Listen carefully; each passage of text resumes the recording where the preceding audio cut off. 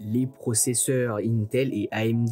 Vous connaissez sûrement les processeurs ou microprocesseurs, ces petits bijoux de technologie en tant que cerveau de votre PC. Mais du coup, comment cette invention révolutionnaire qui devient de plus en plus puissant et miniature est-il fabriqué, que cela soit chez Intel ou chez AMD? Salut à toi jeune technophile, c'est Siva de chez Omegama et dans cette vidéo on va parler de la fabrication de ton processeur Intel ou AMD. En effet, les processeurs ou microprocesseurs sont présents non seulement dans ton PC, mais pas que. Ils sont aussi présents dans des appareils comme des micro-ondes et plein d'autres. Un processeur est effectivement le composant de ton PC ou de ton micro-ondes, au choix, qui agit comme un cerveau. Il donne des ordres. Si tu es dans un jeu vidéo par exemple et que le programme du jeu veut que à X et Y position il faut une plage, c'est le processeur qui va ordonner à ta carte graphique d'afficher une plage à cette position précise. C'est ce que fait le microprocesseur en gros si on schématise à l'extrême. Le sujet de la vidéo n'est pas de parler de qu'est-ce qu'un processeur, donc si vous voulez une vidéo dessus sur la chaîne, faites-le moi comprendre en le proposant dans les commentaires, en me supportant, en likant et en vous abonnant. Bien sûr la cloche aussi pour ne pas rater les prochaines vidéos. Du coup, vous l'aurez compris, bon processeur rime avec fluidité et rapidité pour le traitement des actions. Mais un bon processeur, ça a un coût et pas des moindres.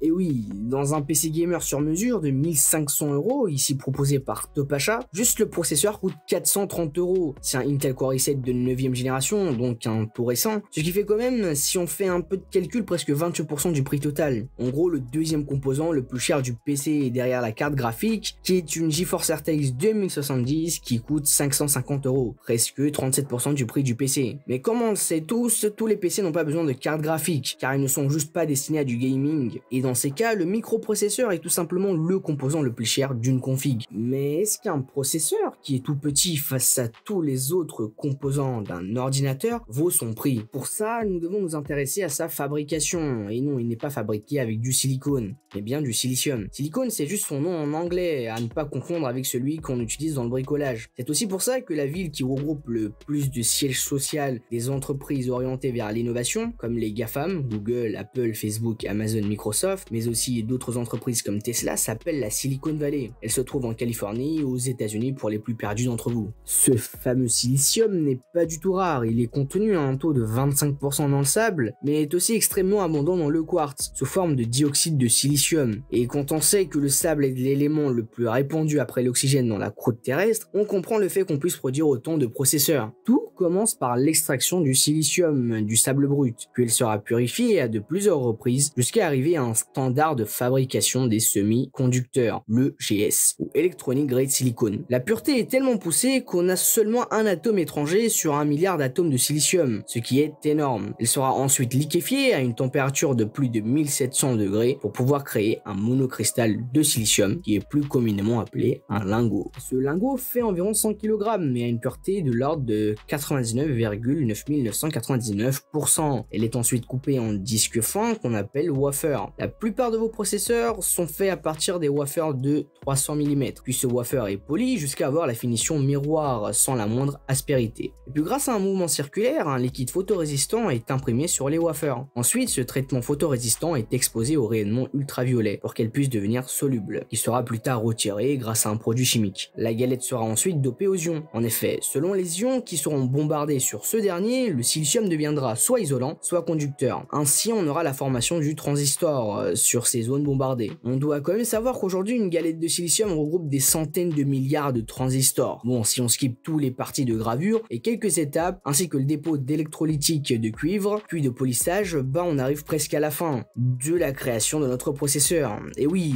le processus de fabrication est long et est composé de plein d'étapes qui sont minutieux les uns que les autres. En effet, ensuite, on a besoin d'un réseau en couches, car contrairement à ce que l'on pourrait croire, un processeur n'est pas plat. Il est au contraire composé de plusieurs couches interconnectés entre eux. Accrochez-vous, on arrive presque à la fin. Nos fameux wafers sont triés puis découpés avant de passer quelques tests et de se faire encapsuler dans le substrat et le heat spreader. Le substrat, c'est ce qui fait la connexion du DIE, le produit fini après toutes les étapes et issu du wafer, aux autres composants, tandis que le heat spreader, c'est le machin métallique sur lequel il y a la marque de votre processeur. C'est aussi sur celui-ci que vous appliquez de la pâte thermique. Et tada, vous avez votre processeur prêt à être livré chez vous par votre autre facteur qu'on oppose préféré qui respecte vos commandes. On a vu qu'effectivement la fabrication d'un processeur est assez périlleux et très long, mais nos processeurs sont-ils tous made in China? Bah désolé d'en décevoir beaucoup, mais non. Du côté de AMD, je n'ai pas pu trouver beaucoup d'infos, mais chez Intel, faut savoir qu'ils ont des usines de fabrication de wafers, citées précédemment dans les étapes de fabrication des microprocesseurs, un peu partout dans le monde, mais tous situés dans les pays du Nord. On a 3 aux États-Unis, un en Irlande et en Israël, et puis seulement un en Chine, ce qui fait seulement 1/5 des usines de fabrication situées en Chine. Enfin, quant aux usines d'assemblage,